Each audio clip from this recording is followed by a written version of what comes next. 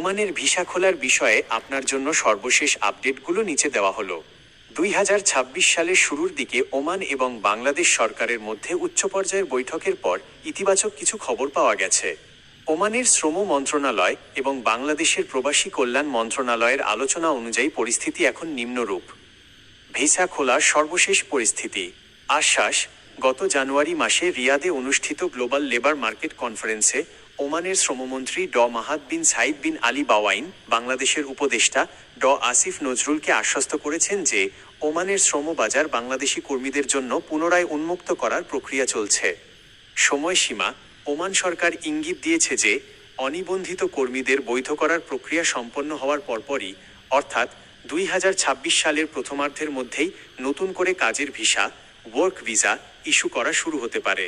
দক্ষ জনবল, প্রকৌশলী, ডাক্তার এবং নার্সের মতো দক্ষ স্কিল্ড পেশাজীবীদের জন্য ওমান সরকার অগ্রাধিকার ভিত্তিতে ভিসা চালুর বিষয়ে ইতিবাচক মনোভাব দেখিয়েছে। বর্তমান অবস্থা মে 2026। বর্তমানে 12টি ক্যাটাগরিতে, যেমন family visa, GCIC visa, engineer, doctor, nurse ইত্যাদি ভিসা কার্যক্রম সীমিতভাবে চালু আছে। সাধারণ শ্রমিক বা অদক্ষ জনশক্তির জন্য ভিসা এখনও পুরোপুরি উন্মুক্ত হয়নি, তবে তা খোলার চূড়ান্ত প্রস্তুতি চলছে বলে জানা গেছে।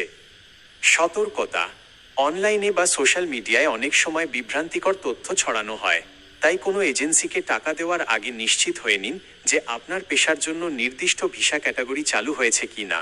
পরামর্শ, ওমান সরকার খুব শীঘ্রই আনুষ্ঠানিকভাবে বিস্তারিত জানাবে। নিয়মিত খবর রাখতে ওমানের রয়্যাল ওমান পুলিশ ROP বা বাংলাদেশ দূতাবাসের বিজ্ঞপ্তির দিকে নজর রাখতে পারেন।